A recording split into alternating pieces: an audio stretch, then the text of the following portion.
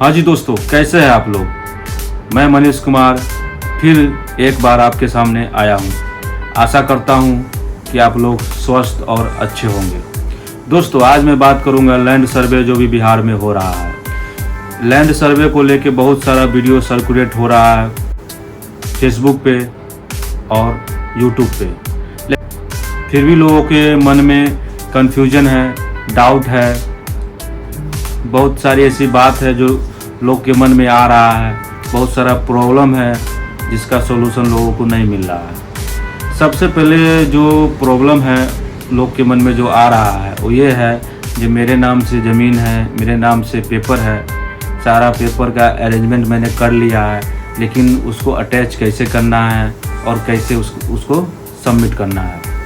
तो दोस्तों देखिए, अगर आपके नाम से ज़मीन है तो आपको सबसे पहले क्या करना है, केवाला का फ़ोटोकॉपी करना है, करेंट ईयर का रसीद का फ़ोटोकॉपी करना है और अपने आधार कार्ड का फ़ोटोकॉपी करना है। उसके बाद आपको जाना है नज़दीकी कैफ़े में और एक फॉर्म नंबर 2 डाउनलोड करना है, जिसको हम प्रपत्र 2 बोलते हैं और स्व घोषणा पत्र बोलते हैं। उसके साथ ही आपको ख़रीदना है एक फ़ाइल जो 10 रुपया में आपको मिल जाएगा, ग्रीन कलर का या ट्रांसपेरेंट फाइल जो आता है, वो फाइल लेके आना है। उसके बाद उस फॉर्म को अच्छे से देख ले, अच्छे से पढ़ ले, फिर उसको अच्छे से जो उसमें दिया हुआ हर एक कॉलम को अच्छे से पढ़कर समझकर आप उसको फिलअप करेंगे। फिलअप करने के बाद उसका एक फ़ोटोकॉपी करा लेंगे।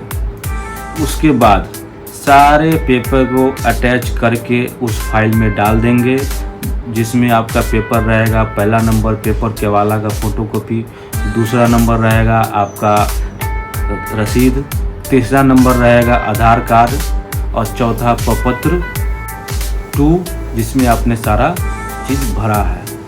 वो सारा पेपर तैयार करने के बाद उस फाइल के साथ आप चले जाएंगे नज़दीकी कैंप जहाँ सर्वे का कैंप लगा है या फिर ऑफिस जहाँ सर्वे हो रहा है, वहाँ जाकर आप उसको सबमिट कर देंगे।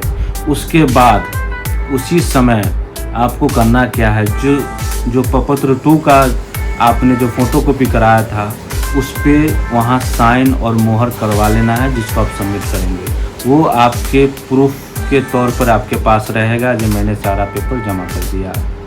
ठीक है, ये तो हो गया उसके बारे में जिनके अपने नाम से ज़मीन है।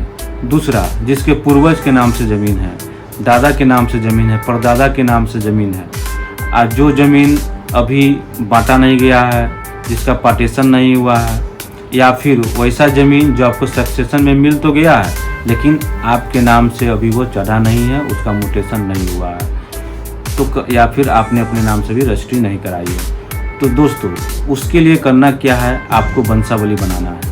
वंशावली बनाना बहुत ही आसान है। उसके लिए आपको इधर उधर जाने की ज़रूरत नहीं है, आप खुद से बना सकते हैं।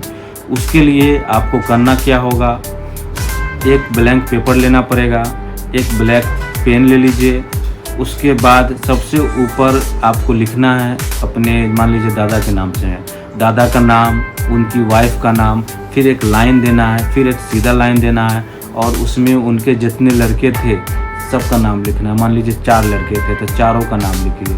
अब चारों लड़के के कितने लड़के थे, कितनी लड़कियां थी, वो सब आपको लिखना है। उसके बाद आप मान लीजिए 1 2 3 थर्ड जनरेशन पे आ रहे हैं तो अपना नाम लिखना है और आपका नाम जहाँ तक आ जाएगा वहीं तक आपको लिखना है। उसके बाद आपके दादा के नाम से जितना भी ज़मीन था या है, मान लीजिए 10 एकड़ है तो आप ऊपर 10 एकड़ लिखेंगे। फिर उसको भी आपको उसी तरह तोड़ते हुए आना है नीचे। मान लीजिए आपके पास आते आते सिर्फ 1 एकड़ ही ज़मीन बच रहा है, इसका मतलब आप 1 एकड़ के ही मालिक है। उसके बाद मान लीजिए आपके दादा के नाम से केवाला है तो उस केवाला का फ़ोटोकॉपी करा ले। वंशावली आपने बना लिया। आप क्या करना है, आपको प्रपत्र 3 फॉर्म डाउनलोड करना है, जिसको हम लोग वंशावली प्रमाण पत्र बोलते हैं। उसको भी अच्छे से पढ़ ले और उसको समझ ले और उसको भी भर ले। उसमें सारा कुछ दिया हुआ है, आप वो भर लेंगे। फिर उसको भी अटैच करना है। उसमें भी आपको वही सारे डॉक्यूमेंट लगाने हैं, केवाला का फ़ोटोकॉपी, रसीद। मान लीजिए रसीद सबका एक ही साथ कट रहा है तो घबराने वाली बात नहीं है। सबका 10 एकड़ का अगर मान लीजिए रसीद है तो 10 एकड़ का ही लगा है। उसके बाद आपके पास आपके जोत में जो भी ज़मीन है, यानी आपके पोजीशन में जो भी ज़मीन है वो आपको दिखानी होगी। पॉइंट 1 की तरह आपको भी सारा डॉक्यूमेंट, अपना आधार कार्ड, वंशावली और केवाला का फ़ोटोकॉपी, आधार, वंशावली, प्रपत्र 3, प्रपत्र 2 सारा फाइल में डाल के आपको भी सबमिट करना है। ठीक है। अब मान लीजिए पेपर आपने सबमिट कर दिया और आपने रिसिप्ट भी ले लिया। अब आपको करना क्या है कि आपको वेट करना है अगले नोटिफिकेशन का। उसके बाद आपको क्या करना है, अपने ज़मीन पे जाना है, उसका बाउंड्री सही करना है, आरी सही करना है, ज़मीन को अच्छे से प्लेन कर देना है, कहीं अगर ऊंचा नीचा है ताकि अगर वो फीता गिरा है तो फीता स्ट्रेट आए। उसके बाद आप ज़मीन आपका सही हो गया, बाउंड्री सही हो गया, आपने पेपर डाल दिया, आप वेट कर रहे हैं, नोटिफिकेशन आ गया। आपको अमीन को फ़ोन करना है या फिर आपको पता लगेगा जी अगल बगल में ज़मीन सर्वे का काम हो रहा है, लोग जा के देख रहे हैं। आपके पास भी लोग आएंगे, आपको अपना ज़मीन दिखा देना है, नब्बा देना है और वहाँ लिखवा देना है। जब वो अपने रजिस्टर पे लिखेंगे तो आपको देखना है कि वो क्या लिख रहे हैं। उसके बाद सर्वे हो गया, आपने पेपर जमा कर दिया, आपने वंशावली का पेपर जमा कर दिया, आपने सारा कर दिया, आपने ज़मीन का सर्वे भी करा दिया। ठीक है। अब आपको वेट कर, जब तक वेट करना है, जब तक गवर्नमेंट का नोटिफिकेशन नहीं आता है, प्रकाशन नहीं आता है, तब तक आपको वेट करना है। गवर्नमेंट जब ये सर्वे का काम कर लेगी तो प्रकाशन चिपकाएगी आपके पंचायत भवन में, आपके ब्लॉक पे चिपकाएगी। आपको वहाँ जाके देखना है। अगर आप सर्टिफाइड है तो ठीक है, अगर आप सर्टिफाइड नहीं है तो आपको ऑब्जेक्शन करना होगा। आपको 90 दिन का समय दिया जाएगा। आप 90 दिन के अंदर ऑब्जेक्शन करें कि नहीं हमारा सर्वे का काम गलत हुआ है। ठीक है। उसके बाद फिर से प्रक्रिया शुरू होगा, फिर लोग आएंगे, सर्वे करेंगे, फिर सारा प्रोसेस होगा। अगर उसमें भी यानी नोटिफिकेशन 2 में भी आपका सर्वे सही से नहीं हुआ, फिर आप ऑब्जेक्शन कर सकते हैं। ये ऑब्जेक्शन आप 3 बार कर सकते हैं 90 जब वो प्रकाशन लगाएंगे। ठीक है। अब ये हो गया उनका मैटर जिनके नाम से ज़मीन है या जिनके पूर्वज के नाम से ज़मीन है। लेकिन एक बात और आपने जो बहुत ही इम्पोर्टेंट है, अभी आप हमारे साथ वीडियो में जुड़े रहिएगा, अभी आपको बहुत सारा जानकारी दिया जाएगा। सबसे ज़रूरी बात, वंशावली बनाने के साथ साथ आपको नोशनल पार्टीशन भी बनाना पड़ेगा। नोशनल पार्टीशन कैसे बनाना है वो मैं आपको बता रहा हूँ। आप एक पेपर ले लेंगे, आपके दादा के नाम से अगर ज़मीन है तो दादा तक के जनरेशन का आप लोग का कैलकुलेट करेंगे, जिसमें लड़का भी हो लड़की भी हो, सभी लोगों का नाम लिख के सबके फेवर में जितना ज़मीन है उतना लिखेंगे। आपके फेवर में जितना ज़मीन है उतना मेंशन करेंगे। उतना का ही आपको सर्वे कराना है जितना आपके फेवर में ज़मीन जा रहा है, यानी हिस्सा में ज़मीन पड़ रही है, उतना का ही आपको सर्वे कराना है। बाकी लोग का बाकी लोग कराएंगे। ठीक है दोस्तों। एक और मुद्दा आ रहा है इसमें, जैसे मान लीजिए बहुत जगह देखा गया है कि जो बहुत लोग क्या करते हैं, किसी ब्रोकर के थ्रू ज़मीन ले लेते हैं और एक खाता खेसरा में बहुत सारा ज़मीन होता है। मान लीजिए खाता खेसरा में मान लीजिए 1 एकड़ ज़मीन है और 1 एकड़ ज़मीन में किसी को 2 कट्ठा, किसी को 3 कट्ठा, किसी को 10 कट्ठा, ऐसे करके ब्रोकर बेच देता है।